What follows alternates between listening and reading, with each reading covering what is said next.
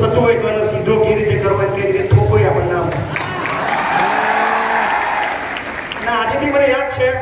2 વર્ષ પહેલા આ જગ્યા હતી બધા ભેગા થયા હતા અને એક હોસ્ટેલની સમસ્યા હતી લગભગ 100 બાળકોનો પ્રશ્ન હતો કે રહેવાની વ્યવસ્થા એ ચોરો બેટા ને સલાહ નહીં આલે આપણે પોતાનું કરીએ અને આજે મને આનંદ છે કે આપણે 100 બાળકોની વ્યવસ્થા માટે વિચારતા હતા અત્યારે વિદ્યાલયની અંદર મારા 1000 બાળકો છે છાતી ઠોકીને બોલું છું કેટલા બી ચોર લેતા નકતા આ વિડિયો રેકોર્ડ કરી દેજો મોકલજો એ ચોરો આ તમારું કામ છે તમારા બાપાની તેવડ દે એટલે મારે કરવું દર 5 વર્ષે 182 માર્કેટમાં આવે છે કોઈએ 5 બાળકો માટેની વ્યવસ્થા કરી હોય આખો ઇતિહાસ કાઢી દો હું તો વાતો નહીં પણ તમને લાભ બતાવું નહીં થાય તેવડ નથી સારા ચોરો ખાવાનું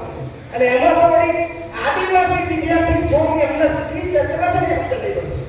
પણ ઘણા લોકોને કીધું હોસ્ટેલ બનાવે તો પછી શું બધું યાર એ આદિવાસી છોકરાઓ તો નાખો શું તમને આપવાના પેલા છોડ એ ખાવાનું નાખતા હોય છાતી ઠોકીને બોલું છું મંચ પરથી બધી સંકુલો ફૂલ છે પણ આજે પણ કોઈ દીકરો અથવા દીકરી એડમિશન માટે ખાલી 1,00,000% ગેરંટી હોય એક પણ કિસ્સો નહીં મને જે બાળક મને મળ્યું હોય એડમિશન માટે અને મેં એને ના પાડી હોય આજે બી લગભગ 1000માંથી 500 બાળકો આદિવાસી સમાજના છે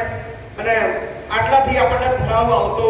નહીં મારી ઈચ્છા છે કે મહિપતસિંહ માર્કેટમાં આણંદનો ઉભો હોય બજારમાં અને એમના બાળકોના હાકલ કરે 5000 છોકરાઓ આનંદ વિદ્યાનગરમાં ભેગા થઈ જાય એવું સપનું છે એટલે આ તો હજુ ખાલી એન્ટ્રી કરી છે વિદ્યાનગરમાં આખું વિદ્યાનગર વેચાતું લેવાનું બાકી છે અને જેને ચચરતું હોય કે મહિપતસિંહ બીજાના પૈસાથી લે છે તો એ કહું એટલે ગાળ નહીં બોલતો તમે બધા મારા ભાઈઓ છો કે તારામાં તેવડ હોય તો તારા બાપના પૈસાથી લઈને પહોંચને રાખ 2 વર્ષમાં ખાલી 100 કરોડના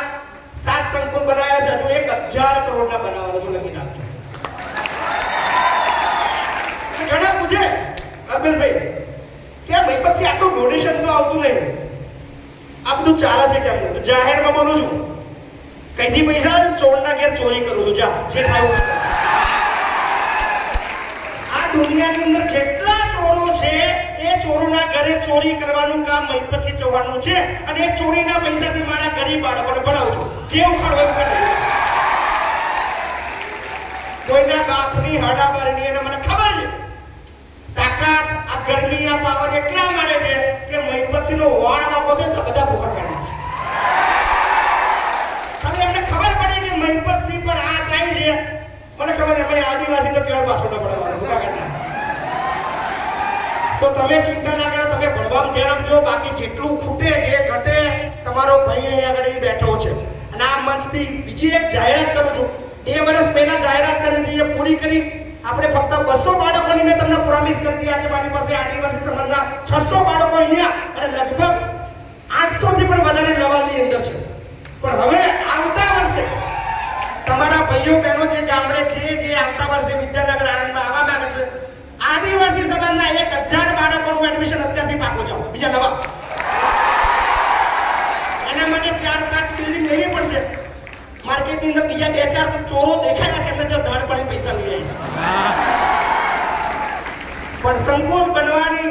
આદિવાસી સમાજના બાળકો ભણવાના સવાલ પૂછવાના આગળ વધવાના ખુરશી બેસવાના તમારે એમને સાહેબ કહેવું પડશે લખી રાખજો ચચરા છે દુખ્યા છે પીડા થાય છે કે આદિવાસી સમાજનો બાળક કોઈ આગળ હોય એટલે સાહેબ કહેતા થોડું તકલીફ થાય પણ સલાહ કહેવું પડશે લખી રાખજો કે તમે અભણ નેતાઓ છો પણ અમે ભણેલા વિદ્યાર્થી છીએ એટલો ફરક છે તમારા સો વધારે કશું કહેતો નથી તમે બધા ભાઈઓનો બહુ બધો આભાર જ્યાં અટકો, જ્યાં રોકાવ, જ્યાં તકલીફ દેખાય, તમારા મમ્મી પપ્પાને ફોન ના કરતા મય પછી તમારે ત્યાં બેઠો છે, આવી જવાનું ગમે તેવું હોય. જેટલા પણ બાળકો છે જે ભલે મારી હોસ્ટેલમાં નથી રહેતા પણ ફી બાબતમાં ક્યાંય અટકો, તકલીફ પડે તો આપણી કોઈ પણ સંસ્થામાં આવજો કે જો મય પછી કરવું છે,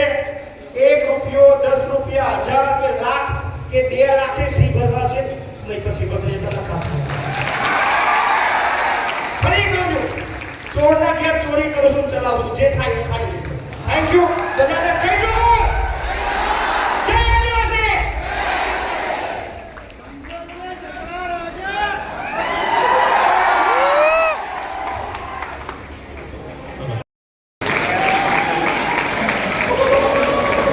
તાળીઓનો ગણગણ આપણા છે.